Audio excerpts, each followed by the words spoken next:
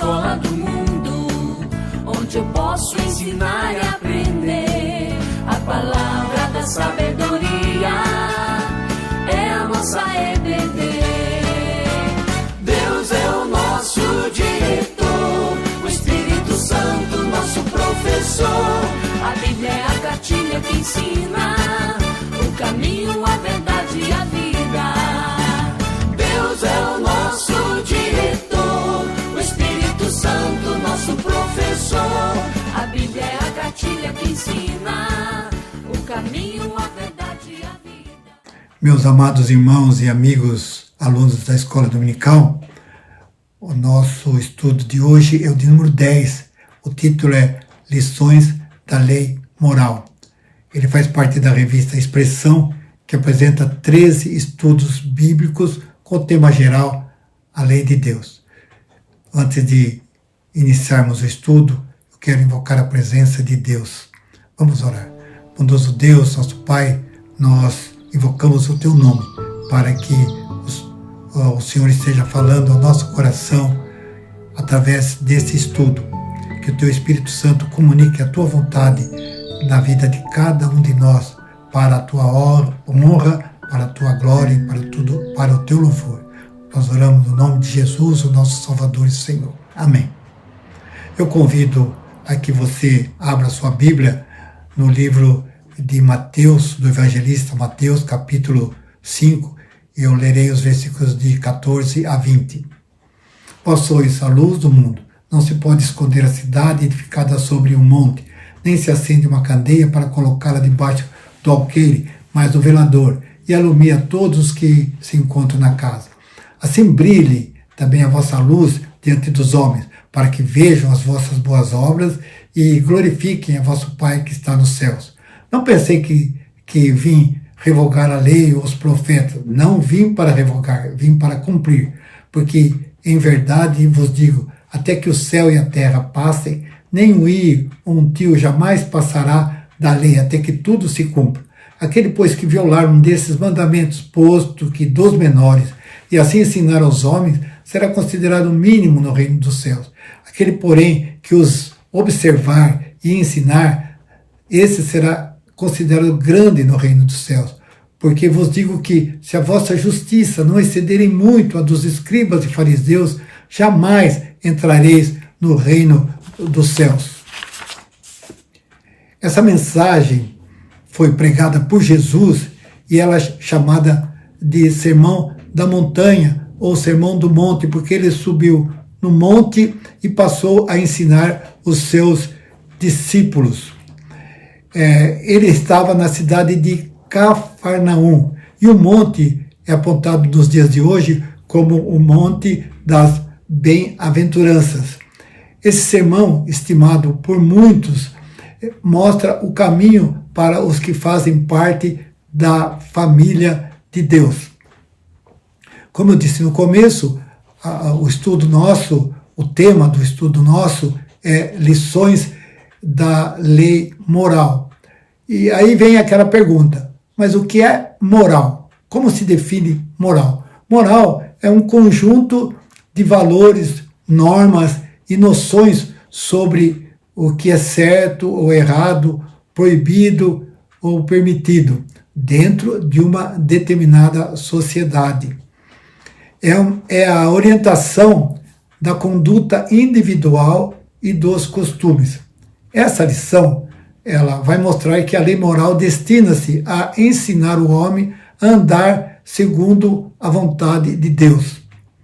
Mostrar também a importância de conhecer a sua natureza e as bênçãos e maldições decorrentes de sua observância ou rejeição. A lei moral, ela é aplicada a todos os homens, em todos os tempos e em todos os lugares. Ela nos revela a santidade e a justiça de Deus, bem como o padrão que Ele requer de nós. Vamos analisar algumas das principais características da lei moral, com o objetivo de apontar o modo como ela ensina sobre Deus e sobre nós. Já vimos então a definição de moral. Agora vem uma outra pergunta. E o que é a lei moral? O homem é um ser moral, porque é dotado de uma consciência que lhe serve de testemunha e monitora quanto ao seu dever. Eu leio Romanos capítulo 2, versículos 14 e 15. Quando, pois, os gentios, que não têm lei, procedem por natureza de conformidade com a lei, não tendo lei, servem eles de lei para si mesmos.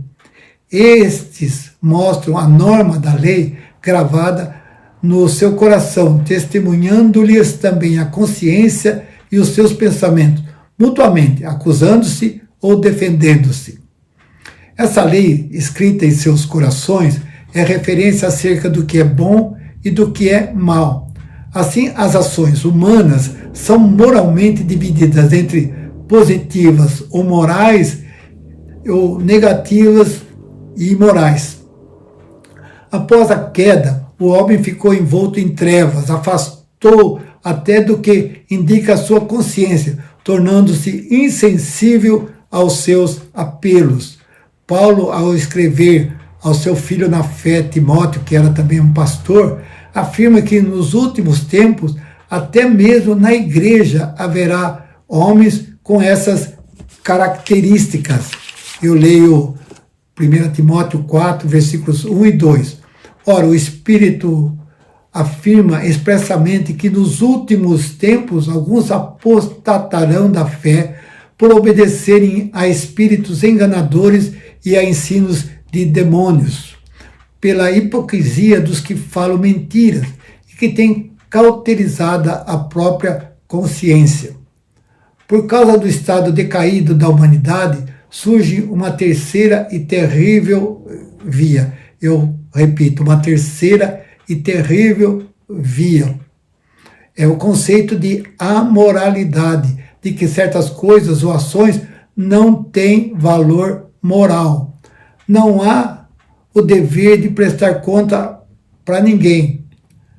Diante desse quadro espiritual terrível, como já dissemos, foi necessário o registro escrito dos deveres morais estabelecidos por Deus aos homens. Esse registro nós chamamos de lei moral. Em razão da sua importância e abrangência, nós nos referimos à lei moral simplesmente pelo termo lei. De maneira mais ampla, podemos chamar de lei moral todas as manifestações da vontade de Deus aos homens, em toda a Bíblia, desde o Gênesis até o Apocalipse. De um modo especial, chamamos de lei moral aquela revelação dada por Deus a Moisés. O exemplo mais claro da lei moral são os 10 mandamentos. O que a lei moral nos ensina? Na lei moral, somos confrontados com o fato de que Deus é o nosso Criador. Cabe a Deus, como o nosso Criador, e exclusivamente a Ele, decidir e ordenar o que é certo e o que é errado para o homem. Criador de todas as coisas, inclusive do homem, Ele exige e merece nossa obediência e o nosso temor. Na lei moral, somos desafiados a abandonar nossos desejos e vontades e nos dedicar a agradar ao Senhor. Pela lei moral, nos tornamos conscientes do estado de miséria e corrupção a que fomos lançados pela queda. O apóstolo Paulo oferece uma descrição desse estado humano em Romanos 3, versículos 10 a 12. Como está escrito, não há justo nem um sequer. Não há quem entenda, não há quem busque a Deus. Todos se extraviaram a uma e se fizeram inúteis. Não há quem faça o bem, não há nem um sequer. O que a lei diz faz com que todos sejam culpáveis diante de Deus. Essa condição é a prova cabal de que somos merecedores da condenação e da ira divina. Mortos em nossos delitos e pecados, A condenação eterna é o merecimento de todos os homens. A lei moral nos ensina principalmente que não temos qualquer esperança em nós mesmos. Estamos perdidos. A lei moral aponta a necessidade de buscarmos a misericórdia de Deus e um Salvador que esteja acima dessa condição decaída. E agora veremos as bênçãos e maldições associadas à lei. A lei moral descreve o que é nosso dever natural. Cumprir a lei moral não deveria gerar qualquer benefício. Lucas 17:10. Assim também vós, depois de haverdes feito quanto vos foi ordenado, dizei, somos servos inúteis, porque fizemos apenas o que devíamos fazer. Deixar de cumprir a lei deveria implicar em imediata condenação e castigo.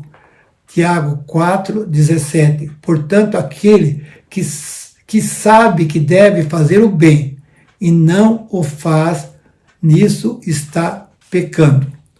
O Senhor, associando promessas e ameaças pela quebra da lei, procura nos convencer e motivar a praticar os seus mandamentos. Deus poderia exigir de nós o cumprimento da justiça, mas bondosamente concede vida abundante e o gozo de suas bênçãos para aqueles que praticam os seus mandamentos. Essas bênçãos não devem ser vistas como um objeto de barganha, de troca, nem da parte de Deus, nem da nossa parte. Ao considerar a nossa limitada visão espiritual, o Senhor associou sua santa vontade a valores e necessidades da vida presente. Ao punir os pecados com castigos temporais, nosso Deus faz advertências para aqueles que estão caminhando rumo à destruição. Esses castigos não correspondem ao que os nossos pecados merecem e não podem pagar nossa dívida para com Deus. Romanos 6:23, um versículo bastante conhecido dos irmãos. Porque o salário do pecado é a morte, mas o dom gratuito de Deus é a vida eterna em Cristo Jesus, nosso Senhor. Deus, por sua misericórdia, ele adia o tempo do juízo e também da sua ira. Mesmo assim, Deus faz ameaça e impõe castigos temporais. Essas ameaças e castigos, por mais duros que sejam, devemos vê-los como oportunidade de arrependimento e de contrição que podem nos levar ao Salvador. Eu leio o Salmo 50, versículos 21 e 22. Tens feito essas coisas e eu me calei. Pensavas que eu era teu igual, mas eu te arguirei e porei tudo à tua vista. Considerai, pois, nisto, vós que vos esqueceis de Deus, para que não vos despedace, sem haver quem vos livre. Como filhos de Deus, somos corrigidos em nossos pecados para nos tornarmos participantes da santidade de Deus e produzir frutos de justiça. Hebreus 12, versículos de 4 a 7. Ora, na vossa luta contra o pecado, ainda não tendes resistido até o sangue, estáis esquecidos da exortação que, como a filhos, discorre convosco. Filho meu, não desprezes a correção que vem do Senhor, nem desmaies quando por eles és reprovado, porque o Senhor corrige a quem ama e açoita todo filho a quem recebe. É para a disciplina que perseverais. Deus vos trata como filhos, pois que filho há que o pai não corrige? Se Deus não agisse assim, mesmo os crentes permaneceriam muito distantes do padrão moral prescrito pela lei. O que diz a Bíblia sobre a lei moral e a sua perfeição? Salmo 19, versículos de 7 a 9. A lei do Senhor é perfeita e restaura a alma. O testemunho do Senhor é fiel e dá sabedoria aos simples. Os preceitos do Senhor são retos e alegram o coração. O mandamento do Senhor é puro e ilumina os olhos. O temor do Senhor é límpido e permanece para sempre. Os juízos do Senhor são verdadeiros e todos igualmente justos. Além da sua beleza, ela chama a nossa atenção para a justa medida da justiça requerida. Como a lei é perfeita, não há nada que possa ser acrescentado nela. Moisés fez a seguinte advertência em Deuteronômio 4:2: nada acrescentareis à palavra que vos mando, nem diminuireis dela, para que guardeis os mandamentos do Senhor, vosso Deus, que eu vos mando. Deus também deu uma ordem a Josué, em Josué capítulo 1, versículo 7. Tão somente ser forte e muito corajoso, para teres o cuidado de fazer segundo toda a lei que meu servo Moisés te ordenou. Dela não te desvie, nem para a direita, nem para a esquerda, para que sejas bem-sucedido por onde quer que andares.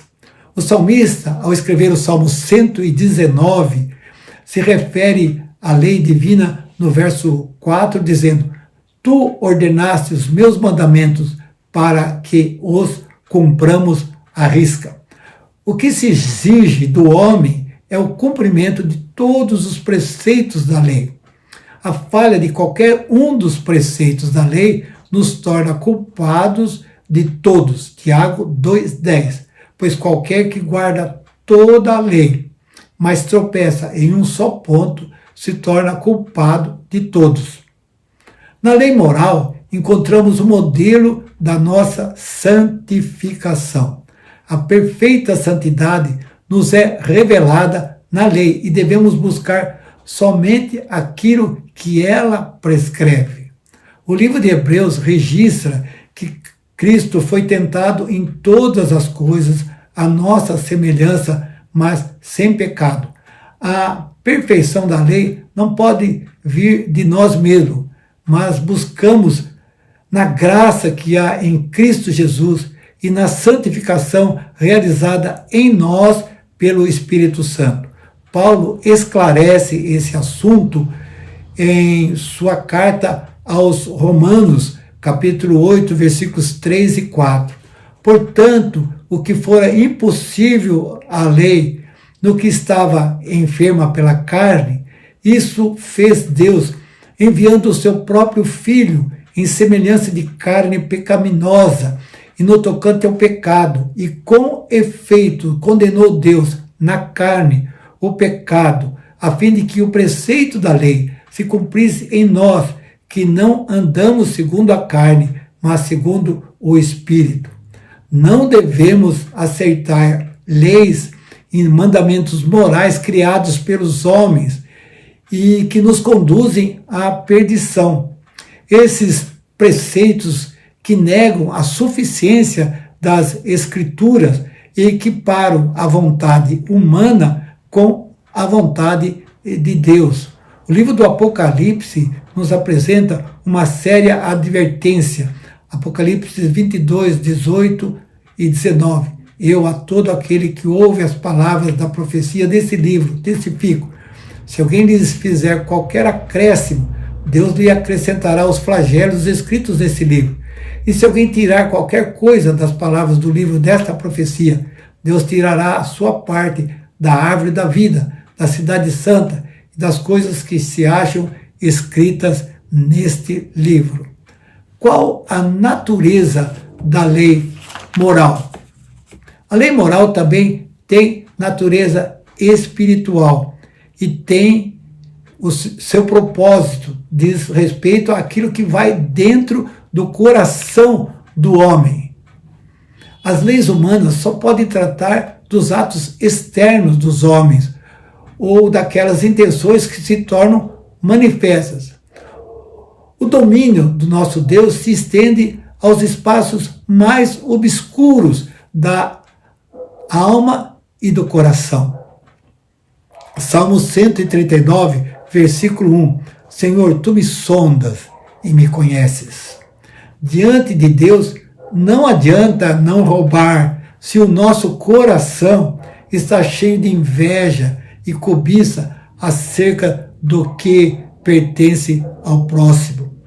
Jesus, no Sermão do Monte, tornou clara essa característica da lei em Mateus 5, versículos 27 e 28. Ouviste que foi dito, não adulterarás. Eu, porém, vos digo, qualquer que olhar por uma mulher com intenção impura no coração, já adulterou com ela. O propósito divino não se limita a uma obediência exterior e formal da lei. A santidade perfeita provém de um coração regenerado que ama o Senhor sobre todas as coisas. No Salmo 51, versículo 17, Davi faz a seguinte declaração: sacrifícios agradáveis a Deus são o espírito quebrantado, coração compungido e contrito, não o desprezarás, ó Deus. Os escribas sabiam o resumo da lei. Lucas 10, 27. A isto ele respondeu: amarás o Senhor teu Deus de todo o teu coração, de toda a tua alma, de todas as tuas forças e de todo o teu entendimento, e amarás o teu próximo como a ti mesmo. Jesus e os apóstolos confirmaram que o verdadeiro juízo será possível quando Deus revelar os pensamentos e os propósitos do coração. Vamos para a conclusão. O estudo da lei moral vai muito além do estabelecimento de padrões de ação e comportamento. Esse estudo nos faz refletir sobre a santidade e justiça de Deus, sua autoridade e soberania sobre os homens. A lei moral também nos ensina sobre a realidade de nossa condição humana pecaminosa, tanto exterior quanto interiormente. Também nos estimula a desejar amar e buscar a retidão que agrada a Deus, não em nós mesmos, mas na graça de Jesus e santificação do Espírito. Vamos para a conclusão. Qual tem sido o impacto da lei moral sobre sua vida? A lei moral tem dirigido sua compreensão sobre Deus e sobre você mesmo? Seus esforços em busca da retidão são baseados em Jesus e na obra do Espírito Santo? Vamos orar. Bondoso Deus, nosso Pai, nós te damos graças por todas as tuas bênçãos. Nós te damos graças pelo privilégio que temos de estudar a tua palavra, Pai. E agora que a tua palavra foi exposta, pedimos, ó Deus, que o Senhor possa gravá-la no nosso coração, para que a nossa vida seja uma vida cada dia mais santificada, glorificando o teu nome. Pedimos que tu abençoes a tua igreja, pedimos que tu abençoes todos aqueles que estão enfermos, nos lares, nos hospitais, nas UTIs, ó Deus, que pela tua graça e misericórdia, segundo a tua vontade, eles possam ser curados. Pedimos também, pela tua misericórdia, que tu possas sarar a nossa terra desse terrível mal do coronavírus, Pai. Perdoa os nossos pecados, santifica o nosso coração. Nós oramos no nome precioso de Jesus, o nosso Salvador e Senhor. Amém.